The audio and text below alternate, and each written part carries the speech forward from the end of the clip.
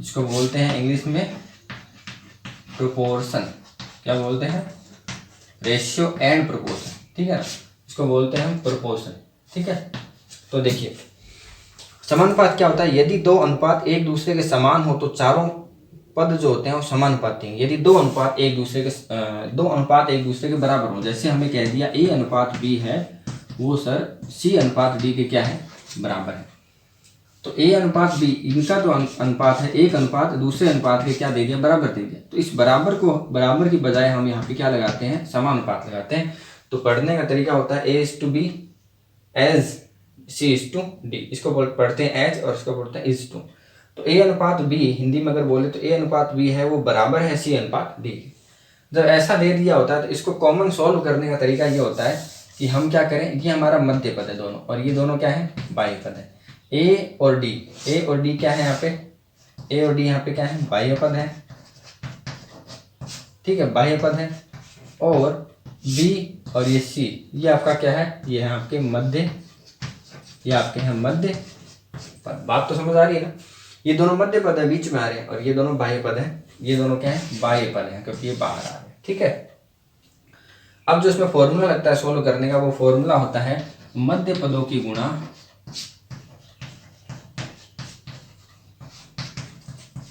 ये जो होगी वो बराबर होगी बाह्य पदों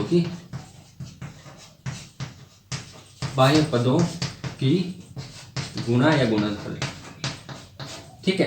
तो मध्य पद कौन कौन से हो गए? बी और इंटू सी, और बाह्य पद कौन कौन से हो गए? ए इंटू डी। अब आपको जिसका भी मान निकालना है आप निकाल सकते हो। आपको बी का मान, इन चारों में से कोई एक मान अननोन होगा, वो आपको निकालना होगा, उसकी वैल्यू। जैसे बी की वैल्यू निकालनी है तो सी डिवाइड में चला जाएगा, सी की निकालनी है तो बी डिवाइड में चला जाएगा, अगर ए की निकालनी है तो डी डिवाइड में चला जाएगा, और डी की निकालनी है तो ए डिवाइड में चला जाएगा। तो कुल मिला के इसके अंदर 3 हमें क्वांटिटी दे रखी होंगी और एक की वैल्यू हमें फाइंड आउट करनी होगी। तो ये आया। अब ये कैसे आया? मध्य पदों का गुणा बराबर बाह्य पदों का गुणा। इसको भी थोड़ा सा समझ लेते हैं। वैसे तो आप डायरेक्ट याद कर लो कि जो मध्य पद होते हैं उनका गुणा होता है और बाह्य पदों का गुणा होता है। याद करने वाली बात ही नहीं है। इन दोनों का गुणा और बाह्य पदों का गुणा, ये दोनों बराबर होते हैं, ठीक है। लेकिन वैसे देखा जाए कि कैसे आया, तो देखिए इसको नोट डाउन कर लेना आप। देखो कैसे आया। हमने ये लिखा कि ए अनुपात बी है, ए अनुपात बी मतलब ए बटा बी लिख सकता हूँ उसको, ये बराबर है सी बटा डी के, क्योंकि सी अनुपात डी भी क्या है? सी अनुपात डी को मैं, है ना, 2:3 को 2/3 लिखा जा सकता है। तो ए अनुपात बी को ए बटा बी और सी अनुपात डी को सी बटा डी। अब हमने वज्र गुणा किया, ए इंटू क्या आ गया? डी आ गया, फिर बी इंटू क्या आ गया? सी आ गया। तो बस इसी से हमने वो फॉर्मूला डेराइव कर लिया कि ए और डी, हमने देखा कि ए और डी तो क्या है? बाह्य पद है, और जब बी और सी को देखा तो ये तो मध्य पद थे। तो हमने फॉर्मूला बना दिया multiplication of external values is equal to multiplication of internal values, मतलब बाह्य पदों का गुणा बराबर मध्य पदों का गुणा। इससे यह फॉर्मूला आ गया, ठीक है। तो बस इतना ही है डेरिवेशन इसका। आई होप आपको ये समझ आ गया होगा, ठीक है। चलिए फिर आगे चलते हैं। समानुपात का फंडा आपको समझ आ गया कि ये अनुपात और ये समानुपात। समानुपात का मतलब होता है बराबर, और जब हमें कोई 4 संख्याएं समानुपात में दे रखी होती हैं तो हम ये कह सकते हैं कि उसमें मध्य पदों का गुणा वो बाह्य पदों के गुणा के क्या होता है? बराबर होता है, और उससे हम कोई भी वैल्यू फाइंड आउट कर सकते हैं। ओके, चलते हैं आगे। फिर आगे देखिए क्या है। आगे आपको एक योगांतर निष्पत्ति दे रखी है। देखो ये शब्द योगांतर निष्पत्ति, ठीक है। ये बहुत कम पढ़ने में आता है सवाल ऐसे शब्द, क्योंकि इसकी जगह आपको हिंदी में भी कॉम्पोनेंडो डिविडेंडो लिख देते हैं। कॉम्पोनेंडो एंड डिविडेंडो, ठीक है। कॉम्पोनेंडो डिविडेंडो, ठीक है ना, कॉम्पोनेंडो डिविडेंडो, ठीक है। तो इसके अंदर क्या लिखेंगे हम अगर ये कह दें कि ए अनुपात बी वो बराबर है सी अनुपात डी के, मतलब बराबर नहीं लगा के हम अच्छा लगे इसके लिए क्या लगाते हैं? समानुपात लगाते हैं। इसको हम ऐसा लिख सकते हैं कि ए बटा बी है वो सी बटा डी के बराबर है। इतना तो कोई दिक्कत नहीं है, ठीक है, इतना तो हमने कर चुके हैं। अब इसके अंदर अगर युगांतर निष्पत्ति या कॉम्पिनेंडो डिविडेंडो लगाना हो हमें, तो हम क्या करेंगे? इन दोनों को, मतलब ए में एक बार बी जोड़ेंगे और नीचे एक बार बी घटा देंगे। सेम टू सेम प्रोसेस यहाँ करेंगे, सी में डी जोड़ेंगे और सी में बी घटा देंगे। ऐसा नहीं है कि यहाँ आप जोड़ रहे हो और यहाँ पे आप घटा रहे हो, यहाँ ऊपर जोड़ रहे हो यहाँ पे नीचे जोड़ रहे हो, ऐसा नहीं। ऊपर यहाँ पे जोड़ा है तो यहाँ भी आपको ऊपर ही जोड़ना पड़ेगा, ठीक है। एक तो काम आप ये करते हो A plus B upon A minus B, C plus D और अपॉन में सी माइनस डी, यही आपका क्या होता है कॉम्पोनेंडो डिविडेंडो, ठीक है। इसको हम ऐसे भी लिख सकते हैं कि पहले हम घटा लें, ऊपर ए माइनस बी कर दें, क्या कर दें पहले ए माइनस बी कर दें, बटे में ए प्लस बी कर दें, इज इक्वल टू यहाँ पे सी माइनस डी कर दें और बटे में क्या कर दें सी प्लस डी कर दें। तो उसमें कोई दिक्कत नहीं है, लेकिन जो प्रोसेस यहाँ कर रहे हो वही प्रोसेस आपको वहाँ भी करनी पड़ेगी। अगर पहले आप यहाँ ऊपर माइनस कर रहे हो तो वहाँ भी आप पहले ऊपर माइनस करोगे, ठीक है। और अगर आप प्लस कर रहे हो तो प्लस करोगे। बात आई समझ में? इतना ही है। अगर इस नाम से आ जाए तो कन्फ्यूजन हो सकती है, थोड़ा ध्यान रख लेना इसको। योगांतर निष्पत्ति बोलते हैं इसको, ठीक है, कॉम्पोनेंडो डिविडेंडो, ठीक है। अब हम बात करते हैं सबसे इम्पोर्टेंट, जिस पे क्वेश्चन बहुत ज़्यादा आते हैं, आने के चांसेस ज़्यादा रहते हैं, वो है हमारा वित्तानुपात। वित्तानुपात, ठीक है, वित्तानुपात। इसको इंग्लिश में बोल सकते हैं हम कंटिन्यूड, हिंदी में आपको समझ आता है, इंग्लिश में आपको समझ आता है कंटिन्यूड प्रोपोर्शन। ये आपका है कंटिन्यूड प्रोपोर्शन। कंटिन्यूड मतलब कि कंटिन्यू चलेगा, और वित्तानुपात मतलब हमें यहाँ पे 4 संख्याएं ऐसी दे रखी होगी, ये समानुपात, चौथी संख्या और ये चौथी संख्या, पहली दूसरी तीसरी चौथी, अनुपात समानुपात अनुपात, ठीक ऐसे दे रखा होगा आपको। लेकिन यहाँ पे 2 ही संख्याएं दे रखी होंगी, 3 संख्याएं दे रखी होंगी। वित्तानुपात में अगर मैं इसको लैंग्वेज में बताऊं तो देखिए, यदि प्रथम राशि द्वितीय राशि का अनुपात और द्वितीय राशि तृतीय राशि का अनुपात, यहाँ पे प्रथम राशि द्वितीय राशि का अनुपात और तृतीय राशि चतुर्थ राशि का अनुपात नहीं बोला हुआ, यहाँ पे बोला प्रथम राशि द्वितीय राशि का जो अनुपात है वो द्वितीय राशि तृतीय राशि के अनुपात के क्या हो, बराबर हो। जो प्रथम राशि और द्वितीय राशि का जो अनुपात है वो आपका बराबर हो द्वितीय राशि और तृतीय राशि के अनुपात के। इसका मतलब आपको यहाँ पे संख्याएं 1 और द्वितीय राशि 2 और ये तीसरी, 3 ही संख्याएं दे रखी होंगी। जैसे हमें दे दिया हो 3, 9 और 27, ये आपका वित्तानुपात में कैसे है तो ये बताते हैं। देखिए वित्तानुपात में है, वित्तानुपात में है कैसे है बताते हैं। देखिए यहाँ पे आप देखो तो A है ये 3, B है 7 और C है 27। तो देखिए यहाँ पे A अनुपात B करो, ये बराबर है आपका, देखो B अनुपात C, A अनुपात B is equal to B अनुपात C। देखिए 3 अनुपात 9 का जो अनुपात है वो बराबर है B अनुपात C, मतलब 9 अनुपात 27 के बराबर है कि नहीं है। अभी चेक कर लेते हैं, 3 से कैंसिल किया 1:3 बराबर, इसको 9 से कर देते हैं डायरेक्ट, तो 1 कितना आ गया 3। तो देखिए इन दोनों का अनुपात बराबर है कि नहीं है, है। तो जब ऐसा हो कि A अनुपात B is equal to B अनुपात C, तो हम उसको बोल दें कि ये तीनों नंबर्स किस में है, वित्तानुपात में है, वित्तानुपात में है, ये हम बोलेंगे इसके अंदर, ठीक है। और इसके अंदर ध्यान रखना, सिंपल भी हम कह सकते हैं कि जैसे यहाँ पे इसमें 3 का मल्टीप्लाई हुआ है, फिर आगे 3 का मल्टीप्लाई हुआ है। जैसे कोई भी नंबर ले लेता हूँ मैंने यहाँ पे रख लिया, मैंने लिख लिया 5, तो 5 को मैंने 5 से मल्टीप्लाई किया या 4 से किया तो ये आ गया 20, और फिर इसको 4 से किया 80, तो ये भी वित्तानुपात में हो जाएंगे। कैसे हो जाएंगे देख लो, 5 और 20 का रेशियो निकालो और 20 और 80 का रेशियो निकालो। 5 और 20 का जो रेशियो होगा वो आपके 20 और 80 के रेशियो बराबर होगा। 1 क्या आ गया 4 आ गया, यहाँ भी 1 क्या आ गया 4 आ गया, आना ही है क्योंकि मल्टीप्लाई आप कॉमन नंबर से कर रहे हो। यहाँ मल्टीप्लाई बाई 4 किया तो यहाँ भी आपने मल्टीप्लाई बाई 4 किया।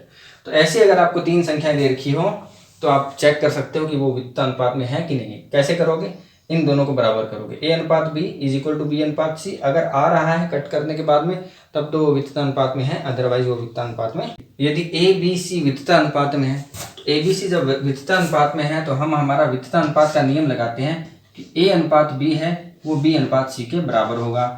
A अनुपात B हमारे हिसाब से बराबर होगा B अनुपात C के, ठीक है। या हम यहाँ पे समानुपात भी लगा सकते हैं, कोई दिक्कत नहीं है। अब हमारा फॉर्मूला क्या है कि बाह्य पदों का गुणा बराबर मध्य पदों का गुणा। तो मध्य पद कितने हैं B into B is equal to बाह्य पद कितने हैं A इंटू C, ठीक है। अब B स्क्वायर बराबर क्या आ गया AC आ गया, इसका मतलब B का मान क्या आ गया रूट में AC, आपका क्या आ गया B की वैल्यू आपकी आ गई रूट में AC। अब देखिए यहाँ पे क्या किया हमने, A B C यदि वित्तानुपात में है तो हम कहेंगे A अनुपात B है वो बी अनुपात सी के बराबर होगा। अब जब ए अनुपात बी अनुपात सी के बराबर है तो बी इंटू बी कर दिया और ए इंटू सी कर दिया, बाह्य पद बराबर मध्य पद, तो B square is equal to A C और बी का मान ए सी आ गया। अब यहाँ पे आप देख सकते हो, मैं यहाँ पे बी को बोल सकता हूँ कि ये क्या है, बी यहाँ पे एक मध्यानुपाती भी है। क्या है ये, आपने ये चीजें पढ़ रखी होगी। वित्तानुपात तो नहीं सुना होगा, पहली बार सोचता सुना हो, लेकिन मध्यानुपाती समझ आ रहा होगा आपका। मध्यानुपाती में क्या होता है, 2 ही नंबर देते हैं, ठीक है, और कहते हैं मध्यानुपाती निकालो, तो कोई दिक्कत नहीं है, मुझे ए और सी दे दो, 2 नंबर दे दो और उससे मैं मध्यानुपाती निकाल लूंगा, क्योंकि ये तो कॉमन है, इन दोनों को एक्स एक्स मान लूंगा, यहाँ पे एक्स स्क्वायर आ जाएगा और फिर एक्स की वैल्यू निकालूंगा तो इन दोनों का वर्गमूल ले लूंगा। तो हम यहाँ पे बी को मध्यानुपाती बोल देते हैं। सी को हम यहाँ पे क्या बोलते हैं, ध्यान से देखना आप, तृतीयानुपाती। अभी मैं ये चीजें बिल्कुल क्लियर कर दूंगा आपको। तृतीयानुपाती बोलते हैं, क्या बोलते हैं इसको, तृतीयानुपाती, क्योंकि देखिए ए और ये बी तो डबल ये और सी अकेला तृतीयानुपाती है। मतलब हमें अनुपात क्या दे रखा था, ए बी और सी, ए बी और सी, तो सी क्या है, तृतीयानुपात है। अब हाँ, सी भले ही चौथे प्लेस पे चला गया हो, चौथे स्थान पे चला गया हो, लेकिन है ये तृतीयानुपात ही, ठीक है, क्योंकि बी यहाँ पे रिपीट हो गया तो द्वितीय अनुपात रिपीट हो रहा है, उसमें क्या दिक्कत है, द्वितीय अनुपात रिपीट हो गया, लेकिन तृतीय अनुपात सी ही रहेगा। तो जब आपको बोले तृतीय अनुपात निकालो तो आपको 3 नंबर दिए होंगे, ए बी और सी, तो वहां पे आप क्या करोगे, बी को रिपीट कर दोगे, जो बी नंबर पे दे रखा होगा उसको आप रिपीट कर दोगे। तृतीय अनुपात में भी आपको 2 ही नंबर दिए होते हैं, और एक आता है आपका चतुर्थानुपात, ठीक है, तो इनके बारे में हम अब बात करेंगे, अनुपाती, ठीक है, इन तीनों के बारे में हम बात करेंगे, मध्यानुपाती, तृतीयानुपाती और चतुर्थानुपाती। लेकिन ये सब इसी से डेराइव्ड होंगे, मैं आपको बताता हूँ, ठीक है। अभी आप इतना नोट डाउन कर लो कि वित्तानुपात अगर आपको 3 नंबर दे रखे हैं तो आप चेक कर सकते हो, पहली बात तो अनुपात से, और दूसरा अगर आपको इसमें कोई भी नंबर पूछा जाए, बी को आपने रिपीट कर दिया है तो बी स्क्वायर की अगर वैल्यू पूछी जाए तो आप ए इंटू सी कह सकते हो, यहाँ पे मध्यानुपात हो गया, ठीक है। चलिए अब चलते हैं इन तीनों नंबर के पास में कि क्या होता है मध्यानुपाती, क्या होता है तृतीयानुपाती और क्या होता है चतुर्थानुपाती। अब एक बात ध्यान रखो, मध्यानुपाती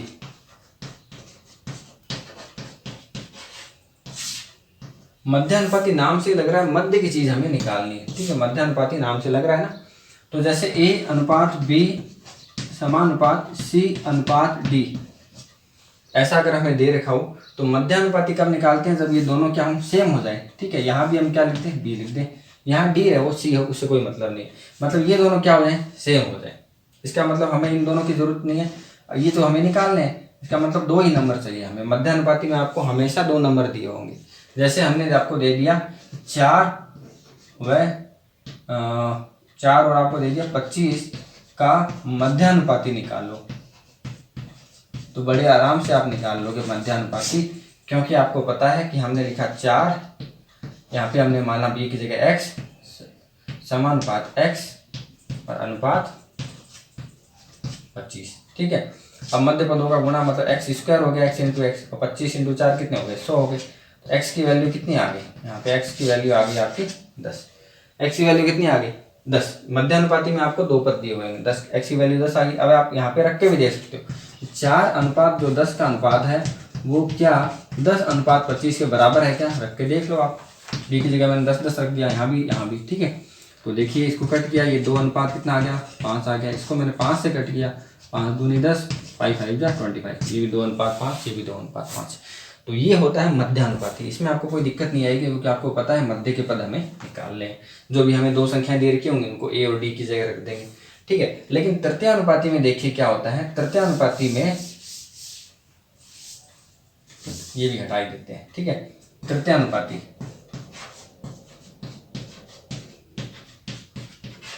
तृतीयानुपाती में आपको दे रखा होगा ए बी, आपको दे रखा होगा यहाँ पे 3 नंबर, 2 ही नंबर दे रखे होंगे तृतीयानुपात। चतुर्थानुपाती में आपको 3 नंबर दिए होते हैं, इसमें भी आपको 2 नंबर दे रखे होंगे, क्योंकि जैसे ए अनुपात बी अनुपात समानुपात बी अनुपात सी, ऐसे मान लो, ठीक है। तो आपको 2 ही नंबर दे रखे होंगे, दूसरा नंबर भी आप रिपीट कर दोगे तो 3 नंबर तैयार हो गए। जैसे आपको दे दिया यहाँ पे, जैसे आपको दे दिया 3, उसके बाद में आपको दे दिया 12 ये दिया, ठीक है, और आपको दे दिया 6, ये आपको दे दिया, ठीक है। 12 6 2 ही दे दिया आपको, 12 और 3 और 12 का तृतीयानुपाती निकालो, क्या निकालो आपको, तृतीयानुपाती। चतुर्थानुपाती में बाद में करेंगे। अगर तीसरा नंबर देता तो हम चतुर्थानुपाती भी निकाल सकते थे, लेकिन एक बार तृतीयानुपाती की बात करते हैं। 3 और 12 का तृतीयानुपाती निकालना है। तो देखिए यहाँ पे हम रखा 3:12। अब तृतीयानुपाती में एक खासियत है कि इसको हम रिपीट कर देंगे 12 और रेशियो यहाँ पे हमने लिख दिया, कुछ भी रख सकते हैं, x रख दिया, ऐसे ही रख दिया, ठीक है। क्या किया हमने, इसको तृतीयानुपाती में हम रिपीट करते हैं और मध्यानुपाती में आपको पता है दोनों x रह जाते हैं, है ना, बीच में दोनों x अननोन होते हैं ना, और तृतीयानुपाती में इसको रिपीट कर देते हैं, ठीक है। अब देखिए 3 × x बराबर 12 × 12। x की वैल्यू कितनी आ जाएगी, 12 × 12/3, ये 4 आ गया, ये कितनी आ गई 48, ये आपका आ गया तृतीयानुपाती, ठीक है। और चतुर्थानुपाती में कोई दिक्कत नहीं, क्योंकि चतुर्थानुपाती में आपको दे रखे होते हैं 3 नंबर, जैसे आपको दे दिया 4, 16 और मान लो आपको दे दिया 4, 16 दे दिया 5 और आपको चतुर्थानुपाती निकालना है। तो आप इसमें क्या करोगे, चतुर्थानुपाती मैं यही बता दूं, इधर बता देता हूँ आपको, ठीक है, क्योंकि तृतीयानुपाती में आपको 2 नंबर दिए होंगे, ये बात है, ठीक है ना। तृतीयानुपाती और मध्यानुपाती इन दोनों में आपको 2 नंबर दिए होंगे और आपको दोनों निकालने होंगे। जब आपको मध्यानुपाती निकालना होगा, 3 और 12 का मध्यानुपाती निकालना है, तो आप क्या अरेंज करोगे, मान लो 3 और 12 का आपको मध्यानुपाती निकालना है तो आप ऐसे अरेंज करोगे, ये आपका 3 और 12 का मध्यानुपाती हो गया, ए और डी की जगह रख दिया, बीच में एक्स आ गया। और 3 और 12 का अगर आपको तृतीयानुपाती निकालना होगा तो आप क्या करोगे, इस 12 को आप क्या करोगे, रिपीट कर दोगे, यहाँ पे आपका एक्स मतलब हो क्या रहा है, मध्य में ही हो रहा है, मध्य में रिपीट हो रहे हैं, यहाँ एक्स आ गया, यहाँ पे जो आपका 12 इसको आपने रिपीट कर दिया। समझ आ गई बात आपको, ये तो आ गई समझ, ठीक है। मध्यानुपाती भी आ गई और ये आपका तृतीयानुपाती भी आ गई। अब बात करते हैं चतुर्थानुपाती की। चतुर्थानुपाती में क्या होगा, तो एक बार ये रिपीट हो, नोट डाउन कर लो, उसके बाद में कराता हूँ चतुर्थानुपाती, ठीक है। हटा रहा हूँ, ओके। अब देखिए चतुर्थानुपाती में हम थोड़ा सा ले लेते हैं इसको प्रॉपरली। जैसे मान लो 4, 4, 16, 5 का चतुर्थानुपाती निकालो, ऐसे क्वेश्चन आते हैं। चतुर्थानुपाती आपको निकालना है, तो कुछ भी नहीं है, यहाँ पे 4:16 डबल रेशियो मतलब समानुपात 5:x कर देंगे, क्योंकि जो A, B, C और D, तो चतुर्थानुपात तो यही होता है, चतुर्थानुपात D होता है। तो इन तीनों की वैल्यू हमें दे रखी है, तो क्या दिक्कत है, D की वैल्यू निकाल लेंगे। मध्यपद इज इक्वल टू मध्य पदों का गुणनफल बराबर बाह्य पदों का गुणनफल। हाँ, जब हम मध्यानुपाती निकालते हैं तो इन दोनों को, जो भी हमें 2 ही नंबर दिए होते हैं, तो इन दोनों B और C को हम इक्वल कर देते हैं। और जब हमें तृतीयानुपाती निकालना होता है तो भी हम B को, जो दूसरे नंबर दिया होता है, उसको हम आगे यहाँ भी C की जगह भी प्लेस कर देते हैं, ठीक है। लेकिन अब देखते हैं चतुर्थानुपाती में 4:16 समानुपात 5:x, बाह्य पदों का गुणा 4 × x is equal to 16 × 5। x की वैल्यू क्या आ जाएगी, 16 × 5/4, ये आ गया आपका 20, ये आपका आ गया आंसर। बात आई समझ में, चतुर्थानुपाती भी समझ आ गया।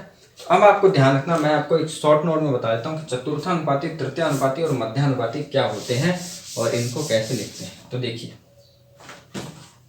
जो आपका मध्यानुपाती होता है, इसमें 2 नंबर होते हैं। मान लो आपको दे दिया 3:4 दे दिया, ये मध्यानुपाती निकालना है इसका, ठीक है। और 3:4 दे दिया, इसका आपका तृतीयानुपाती भी निकल जाएगा, ओके, ठीक है। लेकिन आपको 3:4:5 देंगे तभी आपका चतुर्थानुपाती निकलेगा। बात आई समझ में। मध्यानुपाती और तृतीयानुपाती निकालने के लिए तो 2 ही नंबर से काम चल जाएगा, लेकिन जब आप चतुर्थानुपाती निकालोगे तब आपको 3 नंबर की आवश्यकता होगी। मैंने सीक्वेंस में लिख दिया 3, 4, 3, 4 और 3, 4, 5। अब इसको मैं यहाँ पे लिख देता हूँ, इसको मैं यहाँ लिख देता हूँ, इसको मैं यहाँ पर सॉल्व करना कोई बड़ी बात नहीं है। मध्य पदों का गुणनफल बराबर बाह्य पदों का गुणनफल लिखना है, इसको मेन इक्वेशन में लिखना, अनुपात समानुपातों में लिखना वो जरूरी है, वो इम्पोर्टेंट है। उसमें कन्फ्यूजन हो जाती है और उसमें भी कन्फ्यूजन हो जाती है तृतीयानुपाती में, ठीक है। तो ध्यान से देखिए, मध्यानुपाती मतलब 3, 4 दे रखे हैं, मतलब मध्य के 2 जो पद हैं, एक बार मैं यहाँ लिख देता हूँ कि ऐसे लिखते हैं इसको, A:B समानुपात C:D। मध्यानुपाती मतलब ये दोनों मध्य के अनुपात है, तो यहाँ पे एक्स एक्स आ जाएगा। तो 3 और 4 को हम लिख देंगे ए और डी की जगह, ए अनुपात एक्स समानुपात एक्स अनुपात 4। सोल्व कर लोगे, x square is equal to 4 into 3 12, x is equal to root में 12, कोई दिक्कत नहीं है, रूट 12 आ सकता है, रूट में आ सकता है, अगर सोल्व नहीं हो रहा है तो क्या दिक्कत है। ठीक है, इसको हम ऐसे लिखते हैं, अगर 3 4 दे रखा है, इसका हमें तृतीय अनुपात निकालना है, तो हम क्या करते हैं 4 को आगे यहाँ पे रिपीट कर देते हैं और हमें यहाँ पे x निकालना पड़ जाएगा। अब आप कहोगे सर ये तो चतुर्थ अनुपात हो गया, ये तो x यहाँ पे निकाल रहे हैं, ये तो चौथे प्लेस पर है, उससे कोई मतलब नहीं है, क्योंकि संख्या आपको कितनी दे रखी थी, 2 ही दे रखी थी। यहाँ पे ये x यहाँ पे फोर्थ प्लेस पे इसलिए आ गया क्योंकि जो सेकंड है उसको हमने रिपीट कर दिया तृतीय अनुपात में, सेकंड तृतीय अनुपात में रिपीट हो गया, इसका मतलब तृतीय अनुपात शिफ्ट हो गया, इसलिए वो आपको शिफ्ट लगा हुआ, शिफ्ट जो हुआ है वो आपको चतुर्थ पे दिख रहा है, बट है ये तृतीय अनुपात। ठीक है, क्योंकि यहाँ पे सेकंड जो है वो आपका रिपीट हो गया। ठीक है, अब हम बात करते हैं 3 4 5 का चतुर्थ अनुपात। तो 3 4 रेशियो समानुपात 4 अनुपात x, ये आपका चतुर्थ अनुपात हो जाएगा। तो ये चीज़ें आप नोट डाउन कर लीजिए। ठीक है, ये चीज़ आप नोट डाउन कर लीजिए, बहुत ज़रूरी है। ठीक है, ये क्योंकि अगर आपको ये 3 चीज़ें पता हो जाएंगी कि कैसे लिखना है, तो आप मध्यानुपात और बाह्य पदों का गुणा तो कर ही लोगे। ठीक है, तो यहाँ पे मध्यानुपात में एक्स एक्स यहाँ रिपीट हो रहा है, तृतीय अनुपात में जो सेकंड नंबर है उसको हम रिपीट कर देते हैं। ठीक है, और तृतीय अनुपात जो एक्स है वो चतुर्थ पे चला जाता है, लगता है हमें चतुर्थ पर है, ठीक है, बट वो रिपीट हुआ रहता है सेकंड अनुपात। और चतुर्थ अनुपात में सिंपल हम एक्स फाइंड आउट करते हैं। ठीक है, क्योंकि चतुर्थ अनुपात में हमें, सॉरी यहाँ पे गलत कर दिया, 3:4:5 दिया हुआ था रिपीट, ये तो सेम हो गया ना, यहाँ पे आपको 5 लिखना है बच्चों। ठीक है, 3:4:5 3 नंबर दे रखे हैं, तो 1 2 3 और ये एक्स आ गया चतुर्थ अनुपात। ओके, तो ऑल द बेस्ट, आप क्वेश्चन ट्राई कर सकते हैं। All the best for trying questions. ठीक है, क्वेश्चन अब आप ट्राई कर सकते हैं, अनुपात समानुपात के लगभग 99% क्वेश्चन आपसे हो जाएंगे। ठीक है, और मतलब आप अप्रोच कर सकते हो, आपको समझ आ जाएगा। ठीक है, आंसर आए नहीं आए वो अलग बात है, लेकिन आपको समझ आ जाएगा कि हाँ, अगर आप उसका मेथड देखोगे, पहली बात तो खुद से कर लोगे, और फिर भी अगर नहीं हो रहा है तो अगर आप मेथड देखोगे तो आपको समझ आ जाएगा कि हाँ इसमें ये मेथड लग रहा है, इसमें ये मेथड लग रहा है। ठीक है, और वो मेथड कैसे लगाना है वो हम आगे और भी डिस्कस कर लेंगे। क्वेश्चंस जब हम करेंगे तो और अच्छी तरीके से हमें समझ आएगा कि how to apply method on a question. ठीक है, तो देखेंगे हम अगले, अब हमारा अनुपात समानुपात कंप्लीट हो गया। अब हमारा जो नेक्स्ट वीडियो होगा वो इसके क्वेश्चंस पे होगा, और लगभग 50 क्वेश्चंस होते हैं जो मैंने बुक ले रखी है दक्ष की, लेकिन इस बार इस चैप्टर में काफ़ी अच्छे क्वेश्चन दे रखे हैं, लगभग 67 क्वेश्चन दे रखे हैं। ठीक है, और लगभग 10-12 क्वेश्चन सॉल्व भी दे रखे हैं, लगभग हम इस पे 80 क्वेश्चंस कर लेंगे। ठीक है, 80 क्वेश्चंस अगर हम अनुपात समानुपात पे कर लेंगे तो आई थिंक लगभग हम कोई भी क्वेश्चंस अप्रोच कर सकते हैं। इसके बाद में कोई भी एग्ज़ाम हो, अगर उसमें टॉपिक आ रहा है तो ज़रूर हम उसको सॉल्व कर लेंगे। ठीक है, तो मिलते हैं फिर नेक्स्ट वीडियो में। हाँ, अगर आपको ये वीडियो पसंद आ रहा है तो ज़रूर आप इसको लाइक कर दीजिए और चैनल को सब्सक्राइब कर लो, जिससे कि आगे की जो भी मैं वीडियो अपलोड करता हूँ वो आपको उसका नोटिफिकेशन मिलता रहे, आपको पता चल जाए कि कौन कौन से वीडियोस अपलोड किए जा रहे हैं। Okay, thank you so much for watching this video, take care, bye bye.